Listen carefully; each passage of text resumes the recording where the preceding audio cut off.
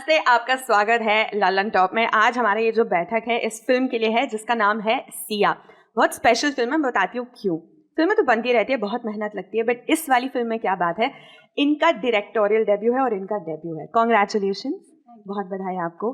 हमने फिल्म के थोड़े स्टिल्स और सीन्स देखे हैं तो उस पर भी बात करेंगे।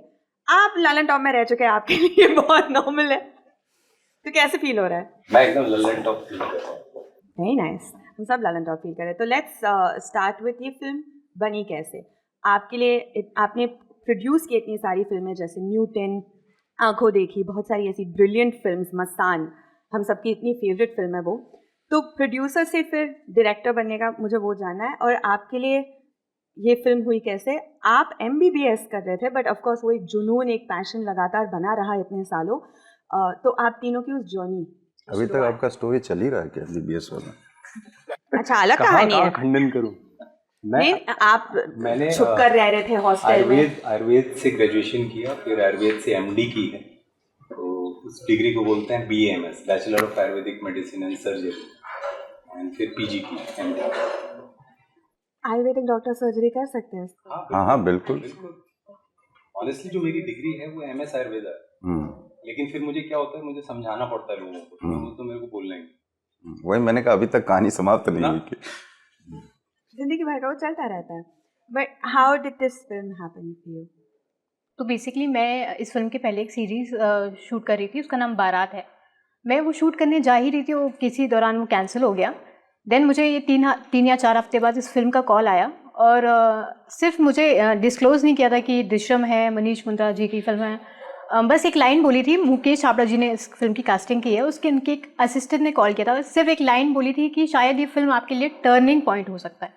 तो शायद मैं उस लाइन से खिंच गई फिल्म की तरफ, और मैंने ऑडिशन दिया, सर ने नरेशन दिया, and this is how it started. आप मुझे करेक्ट कीजिए अगर मैं गलत हूँ, बट जब आप ऑडिशन करते हो, जब आप स्ट्रगल करते हो, ऐसे बहुत लोग बहुत चीज़ें बोलते होंगे आपको, बड़ी बड़ी बातें कि देख लो, बहुत बड़ी फिल्म है, लाइफ बदल जाएगी। कैसे यकीन करें कि ये सच में ऐसे होगा? हाँ, वो तो सही बात है, बट उन्होंने बोला था वुमेन ओरिएंटेड फिल्म है, तो मुझे बहुत मन था कि जब भी मेरा हिंदी सिनेमा में डेब्यू हो तो वो वुमेन ओरिएंटेड हो, ना कि हीरो हीरोइन वाला। आपकी तो बहुत बड़ी कहानी रही है, राइट फ्रॉम चाइल्डहुड। जो हमने कहानियाँ सुनी है आपकी चाइल्डहुड की कहानियाँ, की साड़ी बेच रहे थे, फैमिली की हेल्प कर रहे थे, फिर आपने MBA किया, फिर आप अब्रॉड गए काम करने के लिए, आप नाइजीरिया में थे। फिर कैसे आपने सोचा कि मैं यहाँ पर आके फिल्म्स प्रोड्यूस करूँगा?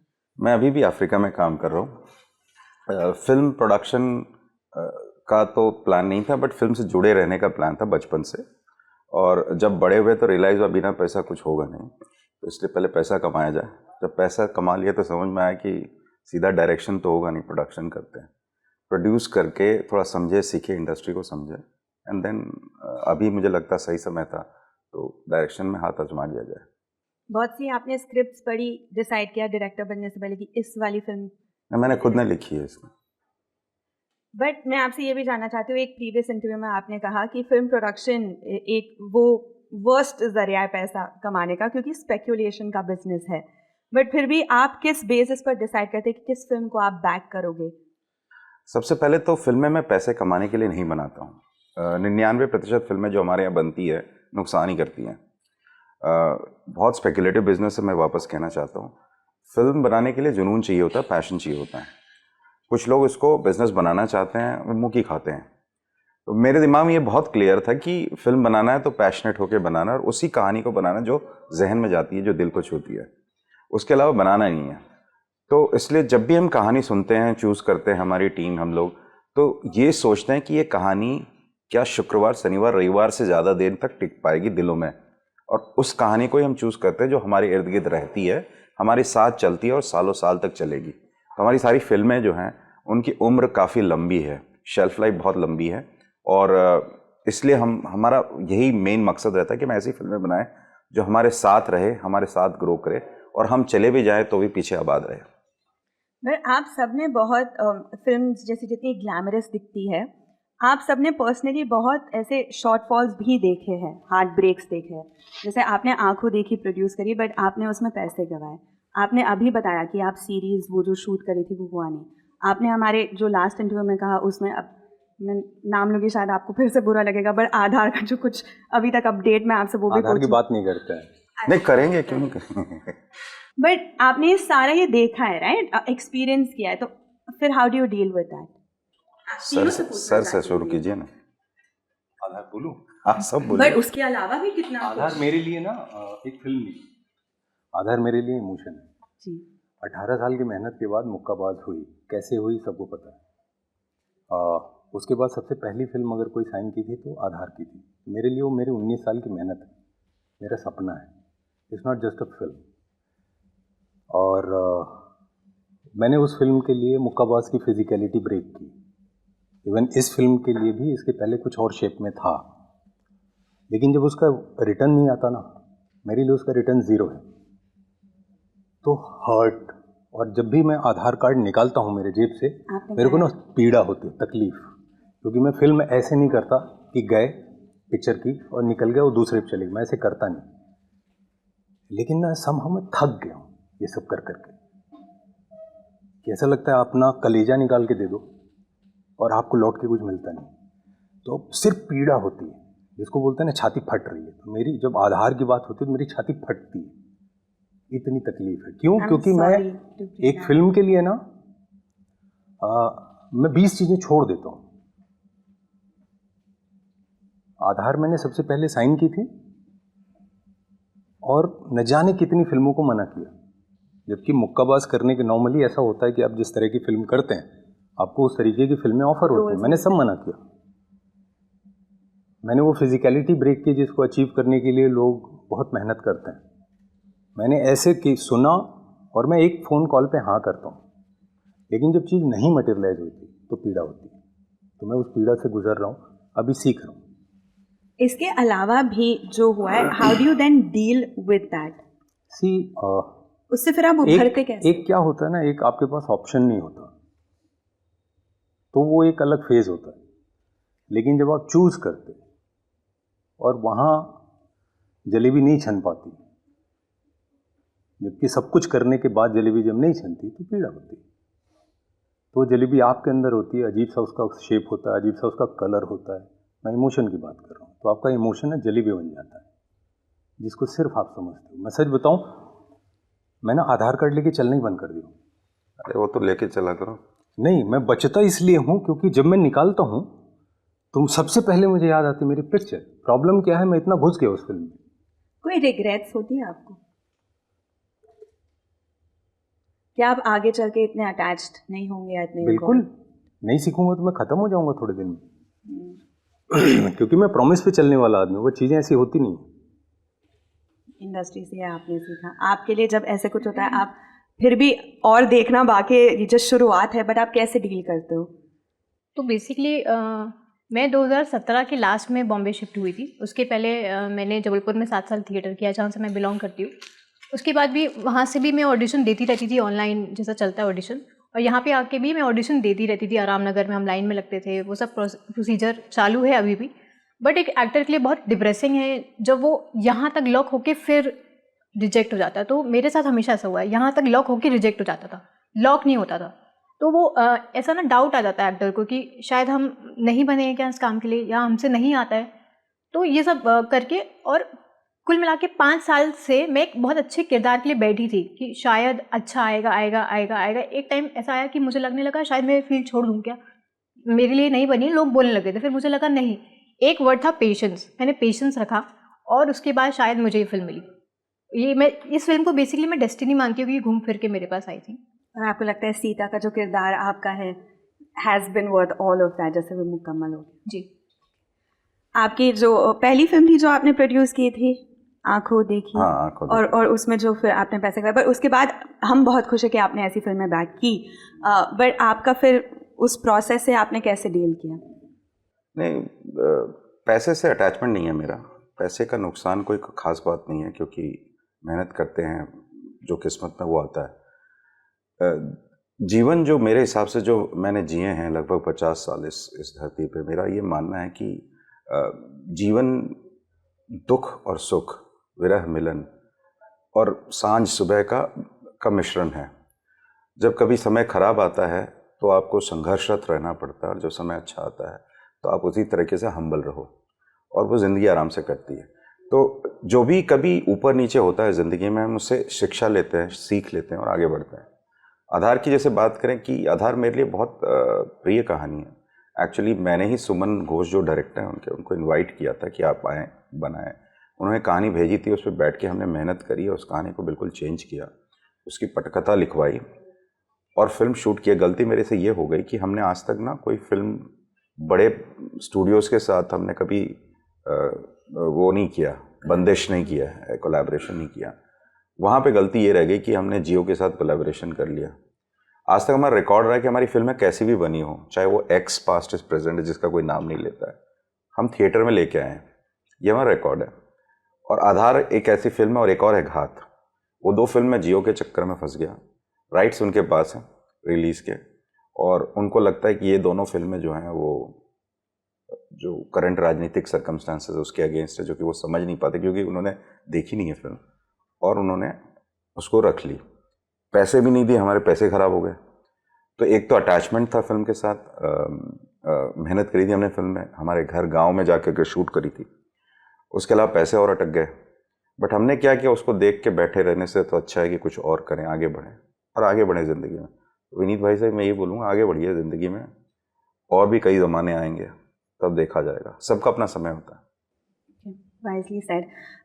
मैं आप तीनों से पूछना चाहती हूँ, 16 की जो रिलीज़ डेट है, और ये हम एक ट्रेंड भी देखते आ रहे हैं कि बॉयकॉट हो रही है फिल्में, तो आपको थोड़ा ऐसे डर रहता है कि आप बिल्कुल नहीं बाइकआउट क्यों आएगा? अच्छा, जो गलतियाँ करते हैं उनको बाइकआउट करते हैं, हमारा बाइकआउट। आप रिसेंटली एक ट्विटर स्पेस में थे जहाँ आपने अपने व्यूज़ शेयर किए, आप अगर वो हमारे साथ शेयर कर पाए। नहीं, मेरा ये मानना है कि ये तो बात तय है कि हिंदुस्तान का जो ऑडियंस है वो जागरूक हो रहा है। अब उनके पास इतने ऑप्शंस हैं, इंटरनेशनल लेवल के ऑप्शंस हैं, और उनके पास इतने ज़्यादा what we can say is exposure है, that is the right word, exposure है, कि जब हम एवरेज फिल्में बना करके उनके सामने रखें तो वो इमीडिएटली रिजेक्ट करेंगे।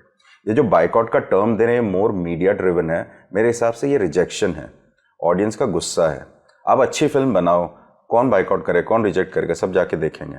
बट आप अगर मामूली फिल्में बनाएंगे, निम्न स्तर की फिल्में बनाएंगे और एक्सपेक्ट करेंगे कि ऑडियंस जाए और आपको वो सारा प्यार दे, वो अब नहीं होगा, क्योंकि अब ऑडियंस बहुत समझदार हो गया।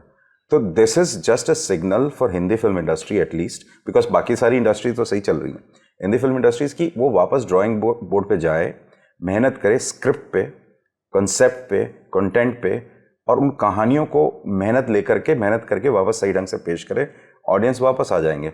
ऑडियंस के गुस्से को सर माथे पे रख के अपने आप को काम करना चाहिए, बाकी बाइकआउट वगैरह कुछ नहीं होता।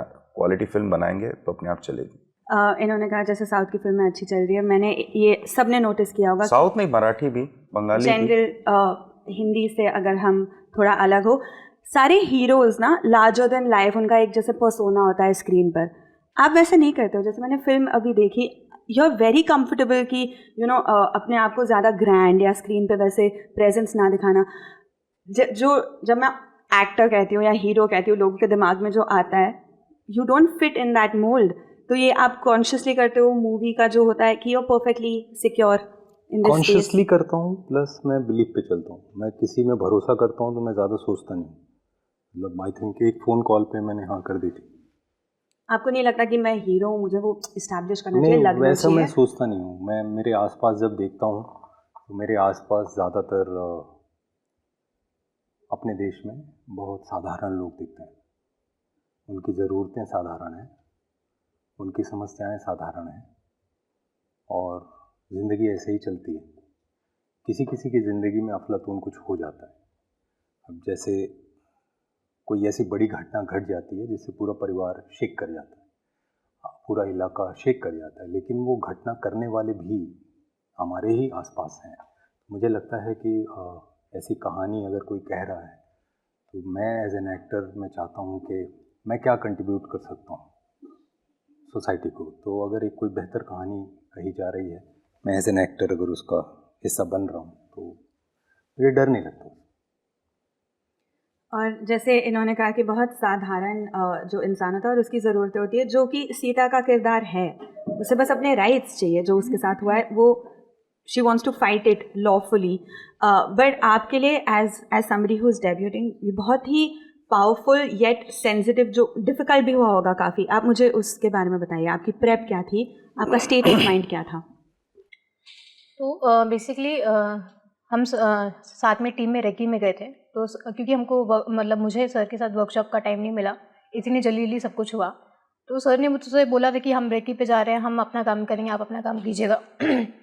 तो मैं जहाँ पे शूट हुआ है फिल्म, दैट्स प्रतापगढ़, मैं वहाँ पे जाती थी, लोगों से मिलती थी, गांव की लड़कियों से मिलती थी, औरतों से मिलती थी, उनके घर में बैठती थी कुछ देर, क्योंकि गांव की लड़कियाँ बेसिकली थोड़ा शाय रहती, ज़्यादा बात नहीं करती, दबी दबी रहती हैं, तो जितना मुझे मेरे कैरेक्टर के लिए चाहिए था, मैं उनसे बात करती, रहन सहन, बोली, वो सब मैंने अपने कैरेक्टर में डाला है। This is how I shape my character. एक सीन है, बहुत ही हार्ड हिटिंग था, डिफ़िकल्ट था देखने के लिए भी। एक मिनट के लिए आई वाज लाइक मुझे उठ के बाहर निकलना चाहिए, क्योंकि इट गॉट टू मच। जो आपने जो जैसे कार में जो होता है, मैं स्पॉइलर नहीं देने वाली, आपको पता ही है फिल्म किस बारे में है, बट वो जो सीन था, पहले तो इतना सेंसिटिव सीन है, आप ऐसे कैसे उसको शूट करते हो और दिखाते हो, और आपके लिए पहली बार ऐसे कुछ करना, व्हाट वाज दैट लाइक? अच्छा, वो कार का आप सीन पूछ रहे हो? और उसके Actually, पहले मेरी- भी जैसे I was like, I think the last time कुछ इतना हार्ड हिटिंग था, शायद उड़ता पंजाब में थोड़े सीन्स बहुत मुश्किल हो गए थे देखने में भी। जनरली ऐसे लोगों को समझ आ जाता है कि अब आगे क्या हुआ, इतना दिखाते नहीं है जैसे आपने जिस तरीके से शूट किया है। मैं वो प्रोसेस उस सीन का समझना चाहती हूँ। तो बेसिकली मेरे लिए सिर्फ वो कार वाला सीन नहीं, मेरे लिए पूरी मूवी ही बहुत डिस्टर्बिंग थी, लेकिन सबसे ज़्यादा डिस्टर्बिंग अगर आप पूछोगे तो अबडक्शन सीन था, जो कि आपने मतलब ट्रेलर में देखा होगा। वो बहुत ज़्यादा डिस्टर्बिंग था, उससे मैं निकलती नहीं थी, मेरे को एंग्जाइटी, पैनिक अटैक्स बहुत होते थे, और जैसे अभी पसीना आ रहा है वैसे उसी टाइम मतलब होता था, तो देखिए, और बहुत ही ज़्यादा इमोशनल जर्नी थी, बहुत ज़्यादा, क्योंकि मैं 2.5 महीने के बाद या 3 महीने के बाद निकली थी फिल्म से। इवन अभी भी मुझे नहीं लगता कि मैं निकल पाई हूँ फिल्म से। एंड आप ऐसे एक्टर के साथ काम करो जो पहली बार ये सब करे, तो आपने फिर कैसे किया? जहाँ तक इस फिल्म का प्रश्न है, मेरे अंदर गुस्सा 2019-20 में हेडलाइंस आई थी, 19 की बात है, जब ऐसा कुछ केस हुआ था, और मुझे लगा था कि हम सिर्फ सुर्खियों को फॉलो करते हैं, जिस दिन ये न्यूज़ हट जाएगी हम उसके आगे नहीं बढ़ते, हम दूसरी न्यूज़ में लग जाते हैं। तो मुझे लगा कि इस केस के तय में जाना चाहिए और इसको फील करना चाहिए कि जिसके साथ ये हुआ है उसको कैसा फील हो रहा होगा, और वो किस तरीके से, किन राहों से, किन मुश्किलातों से गुजरी होगी, और परिवार के साथ क्या होगा। और ऐसा करते हम 3-4 केस के पैटर्न्स देखे और हमें समझ में आया कि लगभग सब में एक सा पैटर्न है कि बाहुबली है, वो प्रताड़ित करता है अपने पावर के बेसिस पे, मुंह चुप कराने की कोशिश करता है, मुंह बंद रखवाने की कोशिश करता है, सफल हो जाता तो सब बढ़िया है, नहीं सफल होता, लड़की अगर उसके लिए संघर्षरत रहती है न्याय पाने के लिए, तो फिर उसे ख़त्म कर दो या उठा दो या कुछ भी कर दो और प्रताड़ित करो, और वो डिग्रीज बढ़ती जाती हैं। तो ये गुस्सा जो जहन में है, वो गुस्सा को मुझे उतारना था, लोगों के सामने लिख के ये बताना था कि आप सिर्फ सुर्खियों तक ना रहें, आइए देखिए पीछे क्या हश्र होता है और उस दर्द को समझिए। अगर हम उस दर्द को समझ पाएंगे तो हम इस समाज के जो एक अंग हैं, ज़रूरी नहीं कि हमारे सामने कुछ घटित हो, बट हमारे आजू बाजू में, आस पास में, या जिसके साथ घटित हो शायद हम उसके पास पहुँचे और कुछ मदद करें, कुछ हेल्प करें। तो वो सारा कुछ जो आप देख रहे हैं वो हमारा गुस्सा है। और मैंने जो दायरा फिक्स किया था वो ये इम्पॉर्टेंट था कि हम भद्दी गालियाँ नहीं डालेंगे, हम इवन रेप शब्द का इस्तेमाल नहीं कर रहे हैं उसमें, ना मुझे रेप दिखाना था, ये था कि उसके बाद की जो विभत्सता है उसको दिखाना, पर उसको सच्चे तरीके से दिखाना है। और वही रीज़न है कि हम अब जो भी देख रहे हैं आप वहाँ पे, वो आपको झकझोर देता है, क्योंकि हम ये देखना नहीं चाहते हैं, हम ये पढ़ना नहीं चाहते हैं, हम इनको ऑस्ट्रिच की तरह मुंह बंद करके निकल जाना चाहते हैं। बट मैं कहता हूँ कि अब नहीं, आप देखें, समझें, फील करें और सोचें कि हम क्या कर सकते हैं, हम सब क्या कर सकते हैं। ये जैसे आपने कहा ना, सुर्खियों में हम रह जाते हैं, ये हर आए दिन की खबर है। जैसे लास्ट वीक की अगर हम बात करें, एग्जैक्ट जैसे आपने कहा कि उसने मना कर दिया, तो वेरिंग डिग्रीज में झारखंड से खबर आई थी, बट उसके अलावा भी खबर आती रहती है। मैं झारखंड के खिलाफ नहीं कह रही, बट इन जनरल ये बहुत होता है। तो एक तरीके से हम भी इनसेंसिटिव हो गए कि ये तो होता ही रहता है, ऐसे ही चलता रहता है। क्या उसको ही तोड़ना है, इन सेंसिटिविटी को तोड़ना है, और इसके लिए हमें थोड़ा सा जिगर रख के आंखें खोल के देखना पड़ेगा, इस दर्द को महसूस करना पड़ेगा। वो सारा गुस्सा सामने दिखता है, इस वजह से हम शूट कर पाए, वही ताकत थी हमारे पास। गुस्से से ना एक ताकत बनती है, उस ताकत से ही हम वो शूट कर पाए और हम लेके आए अभी आपके सामने। Not to divert from her struggle and for justice. But आपको लगता है कभी ऐसे मेल सेवर कॉम्प्लेक्स हो जाता है कि मैन विल स्टेप इन, और फिर वो जो हम बहुत सारी फिल्मों में देखते हैं हमेशा ऐसा होता है कि जो हीरो आए वो and he sort of saves the day. आपको लगा है ऐसे फिल्म में? नहीं, मैंने वो बनाया नहीं है. इसमें लड़की खुद बोलती है हमें न्याय चाहिए, मुझे लड़ना है. फिर महेंद्र जो हमारा कैरेक्टर है, जो विनीत जी ने बखूबी से निभाया, वो कहते हैं कि सोच लो, एक बार तुम डिसीजन लेते हो फिर पीछे मत हटना. तो मेरे जहन में बहुत क्लियर था कि मैं ऐसा नहीं बनाना चाहता जो टिपिकल फिल्मों में दिखाया जाता. मैं ऐसा बनाता हूँ कि लड़की अपनी ज़िंदगी से आगे बढ़ना चाहती थी, बट परेशान होकर के फिर उसने डिसीजन ली कि अब लड़ाई लड़ूंगी. तो ये उसका खुद का फैसला था. उसे एक साथ चाहिए था कि और कोई साथ नहीं मिल रहा था. And that's how we have done. So the objective of film was कि वो नारी शक्ति खुद ही जागृत हुई है. ऐसा नहीं कि उसके लिए एक नर को आना जरूरी है, नारी खुद जागृत हुई. आपके जो रोल्स रहे मोस्टली हार्टलैंड स्पेसिफिक रोल्स रहे हैं, क्या आप उससे फिर अलग होना चाहते हैं और अलग रोल्स में दिखना चाहते हैं? कोई एफर्ट? हाँ बिल्कुल. एज एन एक्टर आप कोशिश करते हैं कि कुछ अलग किया जाए, कुछ नया किया जाए. और मैं हमेशा वो प्रयास करता हूँ कि कोई ऐसा किरदार जिसका स्टेट ऑफ माइंड बिल्कुल अलग हो, वो इस तरीके से पूरी सरकमस्टेंसेस में अप्रोच करे जिस तरीके से मैंने किसी और किरदार को करते समय अप्रोच ना किया हो. तो मैं कोशिश यही करता हूँ कि किरदार का एक तो दिल दिख जाए कि वो किरदार चाहता क्या है, सोचता क्या है, वो साफ साफ दिखे, और वो स्टेट ऑफ माइंड के साथ में किसी और किरदार को ना किया हूँ. तो आगे हाँ, इसका नतीजा हमें देखने मिलेगा अलग रोल्स में कुछ और. अगर आप हमें बता सकते हो आगे कहाँ? आगे जो भी कर रहा हूँ सब कुछ अलग है, सारी चीज़ें. मेरी कोशिश यही होती है कि जो किया हूँ उसमें फिर बंद के ना रह जाओ. हाँ, उससे कुछ अलग करूँ. नहीं तो मैं मेरे लिए मेरा मेजरली एक बड़ा शुरुआत मेरे लिए मुक्काबाज है, लेकिन मुक्काबाज जैसे मैंने कोई दूसरी फिल्म अभी तक नहीं की. बहुत काबिल तारीफ डेब्यू के बाद आप क्या स्टेट ऑफ माइंड में है, और सबसे इंडस्ट्री से अब कैसा फीडबैक आपको मिला है? सबसे एक मेमोरेबल फीडबैक अगर कुछ हो. तो सबसे पहला स्क्रीनिंग हमारा जयपुर में था. जयपुर में बहुत ऑनेस्ट रिव्यूज़ मिले थे, इतनी जेन्युइन ऑडियंस आई थी, बहुत प्यार से वो लोग ने ग्रीट किया, इतने अच्छे से बताया जो जो उनको पसंद आया, क्या क्या उनको. एक कल हमारी कैलकाटा में स्क्रीनिंग थी, तो वहाँ पे मैं एक लेडी से मिली जो कि नेशनल अवार्ड फिल्म मेकर हैं. वो जब निकली और वो एकदम हिली हुई थी, तो मुझे लगा कि उनके दिल तक गई है फिल्म. तो बहुत अच्छा लगा ये सब सुन के कि मतलब हमने जो बनाया कम से कम वो लोगों तक पहुंचा और लोग वो फील कर पा रहे हैं. तो अच्छा लगा, बहुत अच्छा लगा. Thank you. वो बहुत ऐसे हिला देने वाली फिल्म है और आप भी ज़रूर देखें. 16 की जो रिलीज़ डेट है 16 सितंबर, तो आप भी देखें. हमने तो देख ही लिए, रिव्यू भी आपको ललन टॉप पर मिल जाएगा. और जैसे इन्होंने कहा, it's one of those film जो ज़रूरी है देखना, ज़रूरी है समझना और फील करना, और जो हमारा गुस्सा होता है उसको और आगे हम लेकर जाए और उसका कुछ करें. तो थैंक यू, बहुत अच्छा रहा आपसे बात करके. और आप हमें कमेंट्स में बताइए आपको कैसा लगा. शुक्रिया.